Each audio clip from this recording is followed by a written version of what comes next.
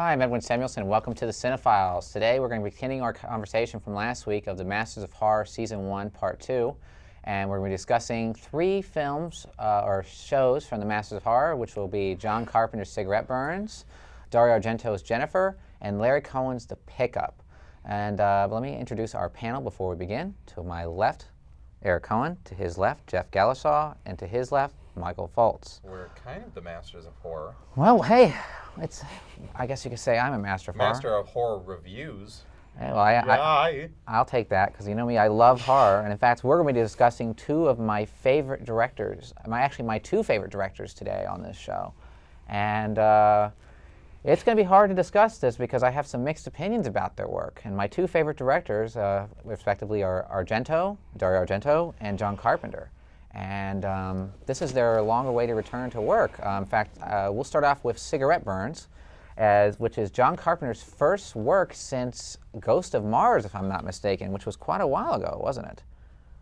Yeah, it was. He hasn't directed a theatrical film in quite a while. Was Vampires before? Vampires was before Ghost of Mars. Okay. Yes. Yeah, he's been away from the Hollywood establishment. He's basically been sitting on his butt and accepting money for being an executive producer for them remaking all his other films. Yeah, they remade the Fog and Assault on Precinct 13. And unfortunately, sorry, don't say it, Escape from New York with Gerald Butler, which... Gerard, and it might not get made. Let's hope not, because the original's perfect. Don't, and it's already been remade, of course, as Escape from L.A.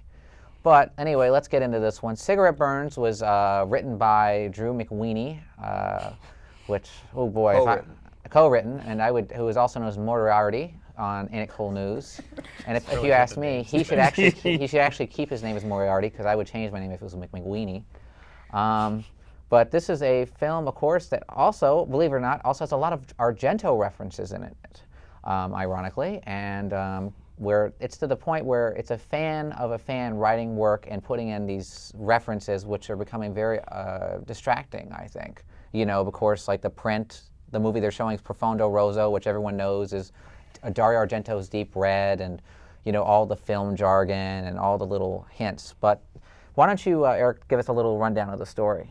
This guy, he runs a sort of an art house movie theater. He's also sort of makes his money finding rare films for collectors, and some guy approaches him and says, there's this famous movie, there's a legend, we don't even know if it really exists, but I think it does, and it was only shown once, and the people who went to this one showing went insane after seeing it. It's got to be out there somewhere, and basically it's very similar to Ring. And it's also very similar to a movie that John Carpenter earlier directed called In the Mouth of Madness. Yeah, actually, it is similar to that. It's I don't know what to say about this one. It's got a very interesting idea behind it. You know, it may not be terribly original, but it is interesting.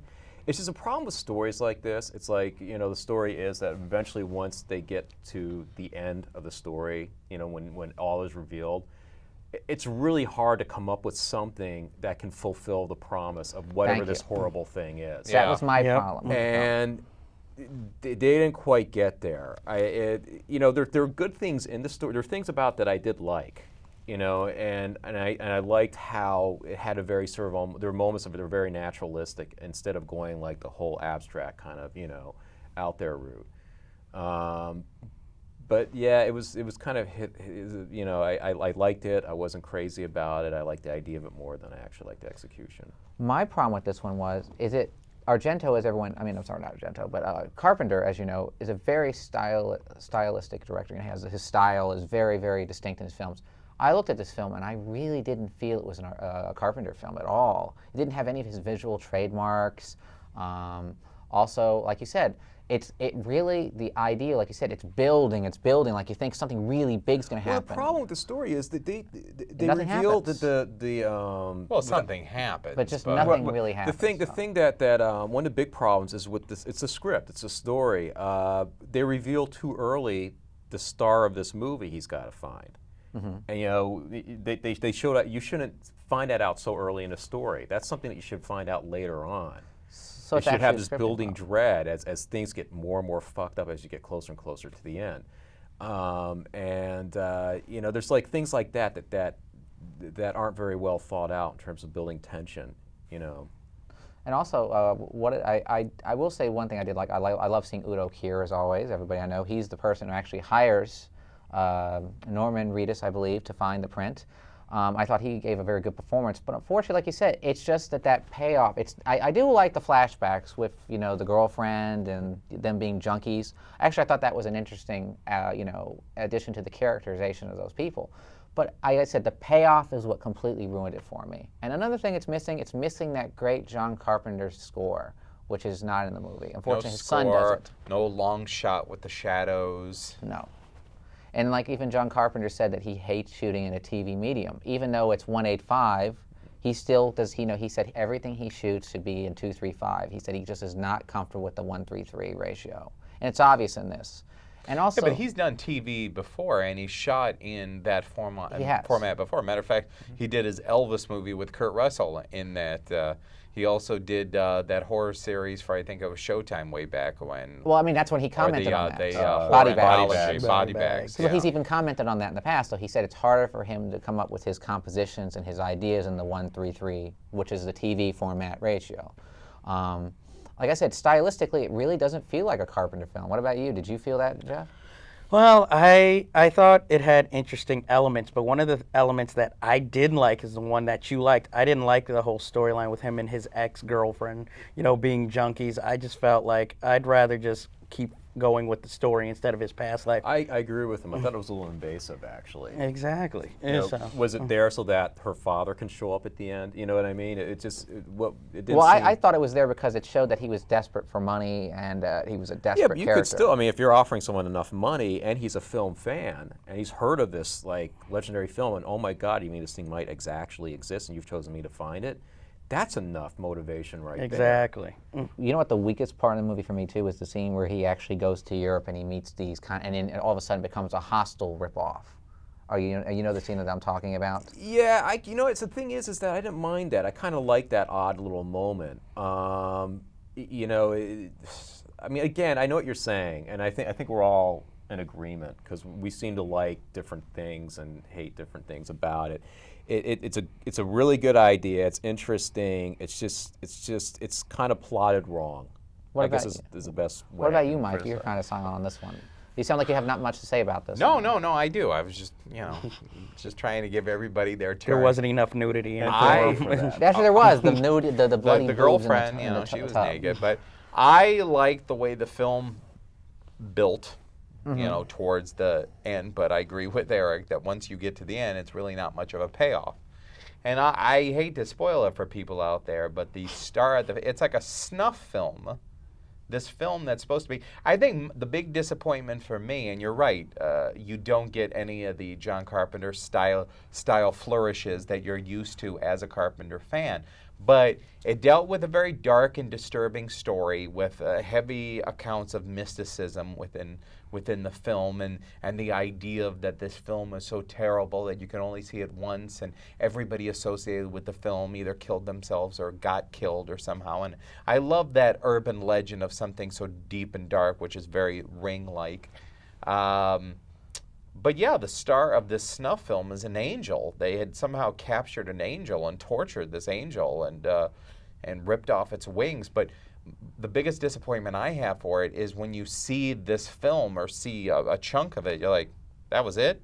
You think, oh, the kids that saw the tunnel in the Wonkatania in the original Willy Wonka and the Chocolate Factory, that was scarier than what we just saw. Nine Inch Nails video. I mean, yeah, it was really crappily done. I think the best thing you could have done is just had like half-second clips and maybe show like 8 or 10 things that were disturbing. But I don't know if you could have got. I think Carpenter said on the making of that you can only get away with so much showing what disturbing was, and I don't even think. Matter of fact, I don't even think you had to show any of it. That's the big problem trying to do a story like this is that your imagination cannot compete. Yeah, they could have even talked about certain things in the film. And normally I'm like a show me, don't tell me. Now that you gave away the whole thing, the angel, I thought they revealed that way too early. Yeah. That this was his trophy. This is like his proof that this film exists. And it's like, okay, well, what's the big deal now? You could have just shown how disturbed this guy was that he had basically a an angel in his trophy room with the wings ripped off, still alive, and the portrayal of the angel was very creepy. The makeup and the actor and whoever it was, very creepy. That I thought, wow, if this guy's got a caged angel in his house, this thing is really going to get fucked up towards the end. It's like, oh, you brought the angel back. What's You know, the and big deal? also you didn't have to. I mean, you could have shown the angel, but you don't have to actually see it. You could have just seen it lurking in the shadows. You know, maybe is this really an angel? Or? This is also really similar to that Johnny Depp film directed by Roman Polanski. The Ninth Ninth Gate. Gate, Very It's similar. very similar to that too, and that film has a similar problem. It's this intriguing story, but the ending, the resolution cannot live up to whatever you've built it up to be. So I guess we could all agree it's too derivative of other films. I mean, like I said, this to me is in Mouth of Madness. It Yeah, really is I in Mouth give of you Madness. that. I just don't think the payoff was enough. I was Payoff is I better was than Mouth of Madness. entertained. I think it was one of the Masters of Horror that I like the most, but it could have been so much more, and the payoff was just very, very weak. Very, very weak. You could have done a lot more, and I don't know. Well, we can also mention John Carpenter, who was also one of the rare directors who actually returned for the second season of Masters of Horror with an episode called Pro-Life, written by the same team, which hopefully maybe we'll talk about in the near future. But as a Carpenter film, it's a very big disappointment after a 5-year layoff. Definitely not one of my favorites of the season. It wasn't bad, but as a Carpenter film, very, very disappointing. I guess could you guys agree? For some reason, I thought it was one of the more memorable episodes of I the agree. season. It's not. I'm not full. I've been leveling a lot of criticisms against it, but actually, I probably enjoyed it more than others. At least it I'm seemed kind like- of in Mike's. At camp least on it this one. tried. At least it tried to Exactly. flesh Yeah. out some pretty interesting ideas. I mean, one of these things where there was a lot of things within the show that was derivative, but at least it tried fleshing out some interesting ideas. I mean, I've never seen an angel in any other movie with its wings ripped off and as a prisoner. I thought that was kind of cool. They could have done a lot more with it, we'll say that. All right, well, let's go on to the next film, which will be Larry Cohen's long-awaited return to directing, which is The Pickup, which was written by David J. Schrow, who is an infamous horror writer who wrote the Texas Chainsaw Massacre sequel to the remake to the sequel. What is it? The sequel. What is it? What is the sequel? The beginning. Texas Chainsaw Massacre: The Beginning. He also wrote Leatherface Part 3, and he also was a columnist for Fangoria for many, many years. This one actually has many, many clever ideas and some excellent dialogue and an excellent performance by Michael Moriarty. Unfortunately, it really fails to fulfill its potential. It doesn't take its story idea and do what you want to see. Exactly. It has a great idea. That's wonderful. I thought it was one They of the best don't show ideas in you the that. series. They do something entirely different, and I think I don't know if Michael Moriarty's performance was brilliant, but it was definitely interesting. I don't say it's brilliant. It was a lot of fun to It watch. was. Michael Moriarty, man. I don't know He's a weird what bird. fucking song he birthed from, but that dude, man, is I just wanna an share a bomb odd with him. actor, but he's entertaining. He's very watchable. Everything else was like that other serial killer character. Terrible. It was so uninteresting. You know, he's like basically a leftover from Texas Chainsaw Massacre. This guy, like Viggo Mortensen. He was like the kind of guy you would cast in like '80s sex comedies. It was like That's a good what's he analogy. doing being cast as a serial killer? And it had this great. I mean, the story is basically you have two urban legends. You have the guy who drives in a car, van. The or trucker whatever. that kills hitchhikers, Hitchhikers and and then the hitchhikers, hitchhiker that right. kills truckers. And you think the story is going to be what happens if one killer picks up the other killer and they duke it out, who's going to win. That's not what happens in this. But I never They get don't that feeling fulfill until that. the very end. It doesn't. I mean, the last 20 minutes. Yeah, or it's like so. at the end. It's like you don't even They understand the decided relationship. to add this third character, who I guess is supposed to be a character the audience is supposed to relate to, and just follow her Fairuza around. Balk. Fairuza Balk. And it's like it's totally unnecessary. They could have had a great. I mean, some of the best episodes of Alfred Hitchcock Presents, like the classic ones, were just very simple ideas like this killer from this angle, this killer from this other angle, meet what happens. It could have just been that. And for some reason, they did all this other stuff and this other story, and they only get to that to the very end, and that's it. I don't want to say. Well, I'll anything just say about it has some great lines in there. It's like where Fairuza Balk, where Michael Moriarty's coming to her, goes, "I got a knife." He goes, "Well, I got a gun, and I guess I win." I mean, that's some really clever dialogue in here. I mean, the problem is like you said, it fails to explain who these two characters are. Like at the end of the movie, I didn't understand what they were doing until that one scene in the truck, that they were competing against each other. I thought they were working together, actually.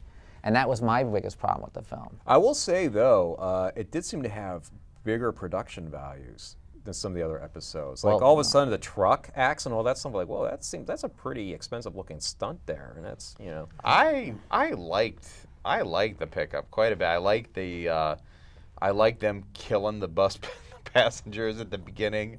I enjoyed that quite a bit. I liked everything with Fairuza Balk in the hotel room or the motel room, and then having the killers between her and there, or one killer in the room and the other killer kind of like searching on the outside, figuring out how to get to her and everything, almost like you're dangling a piece of meat in front of two tigers.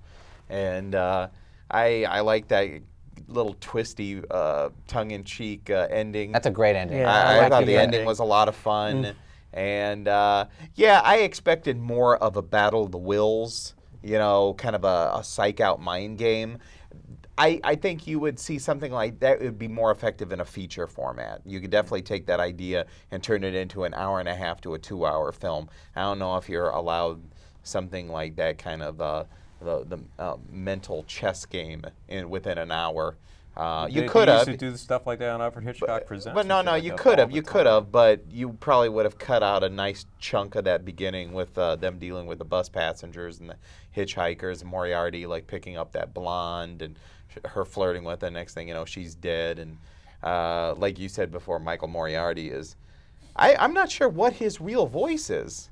I mean, I think he He's a talks kind of like this. I'm from all 5 boroughs. That's what he said. I grew up in all But 5 he's boroughs. he's a New Yorker. That's what he right? said. I grew up in all 5 boroughs. And I was like, okay. But he's Yeah. a lot of fun. Yeah, he needs more work. He is True. He's like the poor man's Christopher Walken. That's what Michael Moriarty is. Well, Larry Cohen uses him all the time. I mean, Larry Cohen has used him better than anybody. I mean, and it's sad because the movies he makes are not the greatest, but he is so excellent in all the films that he's in with Larry Cohen. Once again, Q, in he's the wonderful. Q the Winged Q. Serpent. It's He's like awesome. this John Cassavetes character It's wonderful. in his weird schlocky horror. And then he's film. in The Stuff as Mo, and he goes, you can call me like Mo Money.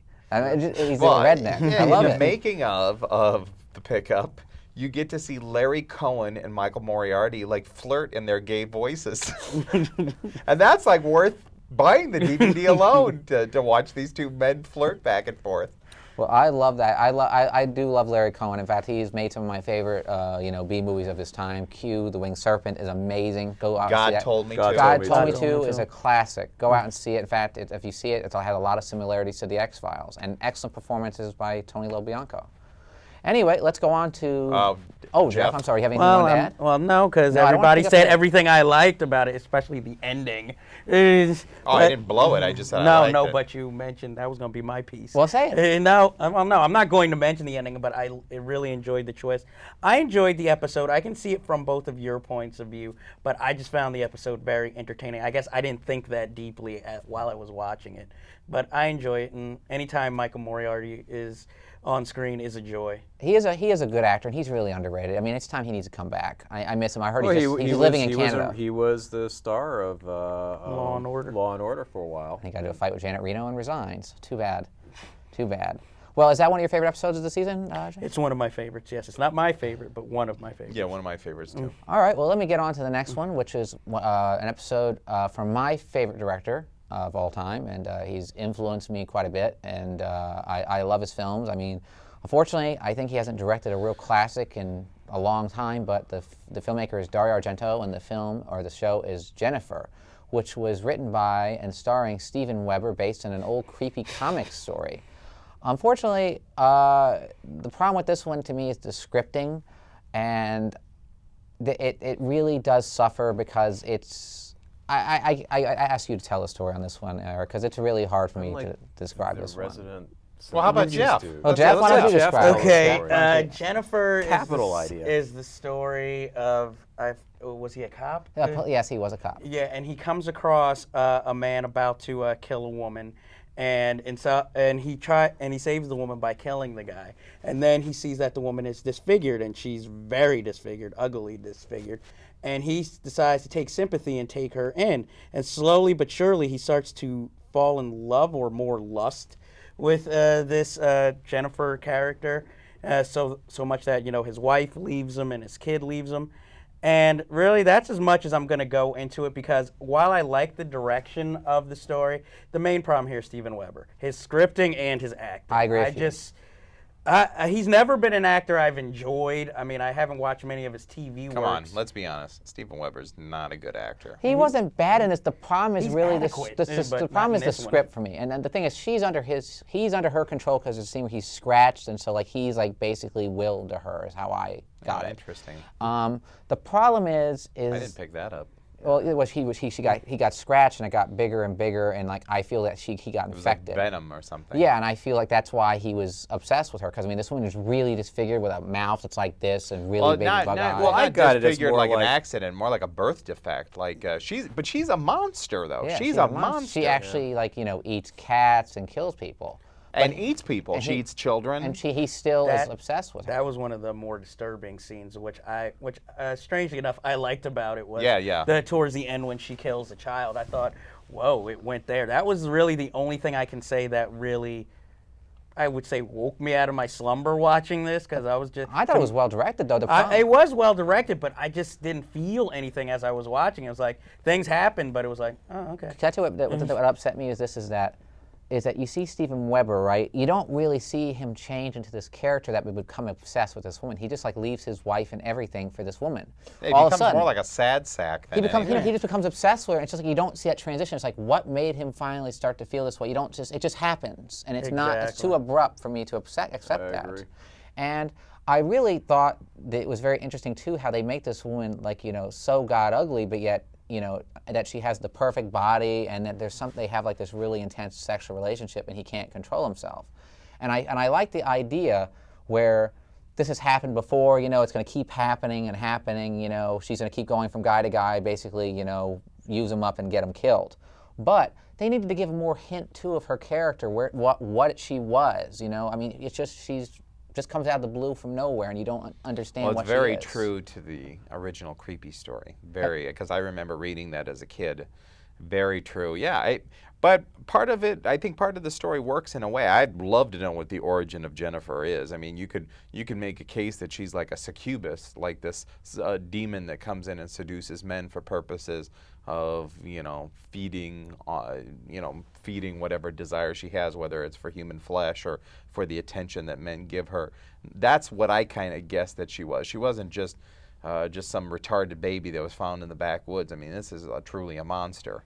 I didn't have any problems with the story itself. I mean, there's only so much you can do with an hour format. I mean, it was pretty easy to follow. It was pretty easy to understand that it was one of those Not vague. loathe but lust kind of things, obsession things. I would say that, yeah, Steven Weber was a big problem for me in it. And also, Argento does these things that he does in all of his movies, which I'm just frankly finding annoying now. The whole little girl singing, going la la la la, as a soundtrack. Like, is that supposed to be creepy? Because it's not. It's fucking annoying.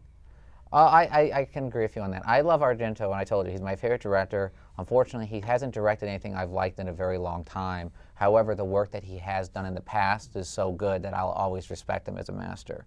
Do you No, you know he's what I'm done saying? visually. He's done some amazing things. He's I mean, done Deep Red. say what you will about Suspiria. the logic of his storytelling. I mean, Superior has some pop art moments. Suspiria is a mess. That is a mess of a movie. but it has I don't know what the fuck's going on. It's visual one of the most moments beautiful are films pure I've ever seen. pop I don't art. I don't know what the hell's going on in there.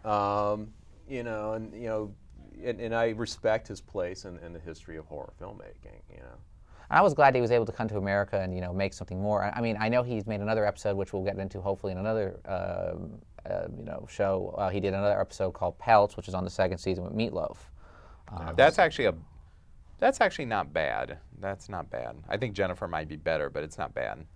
What was your main problem with Jennifer for you? Was there anything you had a problem with really? Steven Weber.